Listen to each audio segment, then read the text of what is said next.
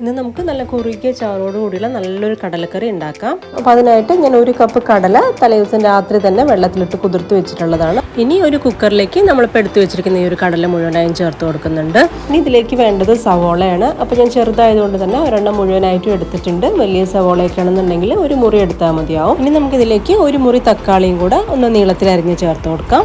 ഇനി നമുക്ക് ഈ ഒരു കടലയ്ക്ക് ആവശ്യത്തിനുള്ള ഉപ്പും കൂടെ ഈ ഒരു സമയത്ത് തന്നെ ചേർത്ത് കൊടുക്കാം. പിന്നെ ഞാൻ ഇതിലേക്ക് 1 ടീസ്പൂൺ വെളിച്ചെണ്ണയും കൂടെ ചേർക്കുന്നുണ്ട്. അപ്പോൾ പ്രത്യേക ടേസ്റ്റ് ആയിരിക്കും. പിന്നെ നമുക്ക് കടല വേവാൻ ആവശ്യത്തിനുള്ള വെള്ളം കൂടെ ഒഴിച്ചു കൊടുക്കാം. ഇനി നമുക്ക് കുക്കർ ഒന്ന് അടച്ചു വെച്ച് ഒരു 5 വിസിൽ വരുന്ന വരെ ഒന്ന് കുക്ക് ചെയ്യാം. ഈ ഒരു സമയം കൊണ്ട് നമുക്ക് ചെറിയൊരു മസാലക്കൂട്ട് ഉണ്ടാക്കാം. ഒരു മിക്സിയുടെ ജാറിലേക്ക് ഒരു 5 അല്ലി വെളുത്തുള്ളി, ചെറിയൊരു കഷ്ണം ഇഞ്ചി, അതുപോലെ തന്നെ ഒരു 1/2 ടീസ്പൂൺ കുരുമുളകും ഒരു 1/2 ടീസ്പൂൺ പെരിഞ്ജീരകവും കൂടെ ചേർത്തിട്ടുണ്ട്. ഇനി ഇതെല്ലാം കൂടെ ഇതുപോലെ നന്നായിട്ടൊന്ന് ചതച്ചെടുത്ത് മാറ്റി വയ്ക്കാം. അപ്പോൾ ഈ ഒരു സമയം കൊണ്ട് തന്നെ നമ്മുടെ കടലയൊക്കെ തന്നെ നന്നായിട്ട് വെന്തിട്ടുണ്ടാവും. കറക്റ്റ് 5 വിസിലേ വന്നിട്ടുള്ളൂ. ഇത് കണ്ടില്ലേ, കടലയൊക്കെ അത്യാവശ്യം നന്നായിട്ട് തന്നെ കുക്കായി കിട്ടിയിട്ടുണ്ട്.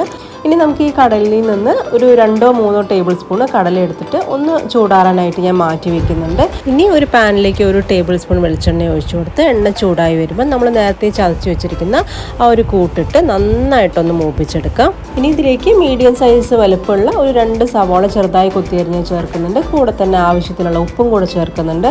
ഇനി ഈ സവാളയും നന്നായിട്ടൊന്ന് മൂത്ത് വരുന്ന സമയത്ത് ഇതിലേക്ക് ഒരു 2 പച്ചമുളകും കുറച്ച് കറിവേപ്പിലയും കൂടെ ചേർത്ത് കൊടുക്കുന്നുണ്ട്. ഇനി ഉള്ളിയൊക്കെ തന്നെ വഴന്ന് നല്ലൊരു ബ്രൗൺ കളറായി വരുമ്പം നമുക്കിതിലേക്ക് ഇനി 1/2 ടീസ്പൂൺ മല്ലിപ്പൊടി, അതുപോലെ 1/2 ടീസ്പൂൺ അളവിൽ കാശ്മീരി മുളക് പൊടി, പിന്നെ ഒരു 1/4 ടീസ്പൂൺ മഞ്ഞൾപ്പൊടിയും ഒരു 1/2 ടീസ്പൂൺ ഗരം മസാല പൊടിയും കൂടെ ചേർക്കുന്നുണ്ട്.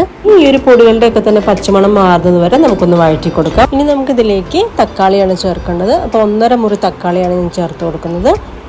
അതും കൂടിയിട്ട് നന്നായിട്ടൊന്ന് വഴറ്റിയതിന് ശേഷം നമുക്ക് അടച്ചു വെച്ച് തക്കാളി നന്നായിട്ടൊന്ന് ഉടയുന്നത് വരെ ഒന്ന് കുക്ക് ചെയ്തെടുക്കണം. ഇനി നമ്മൾ നേരത്തെ മാറ്റി വെച്ചിരിക്കുന്ന ആ ഒരു കടല നന്നായി ചൂടാറിയതിന് ശേഷം ഒരു മിക്സിയുടെ ജാറിലേക്ക് ആ ഒരു വെള്ളത്തോട് കൂടെ തന്നെ ഒഴിച്ചു കൊടുത്ത് നല്ല രീതിക്കൊന്ന് അരച്ചെടുക്കാം. ഈ ഒരു പേസ്റ്റ് നമുക്ക് കറിയിലിടുമ്പം ഒരു പ്രത്യേക ടേസ്റ്റും ആയിരിക്കും, നല്ലൊരു തിക്നെസ്സും കിട്ടും. അത് ഈ സമയം കൊണ്ട് നമ്മുടെ തക്കാളിയും നന്നായിട്ട് ഉടഞ്ഞു വന്നിട്ടുണ്ട്.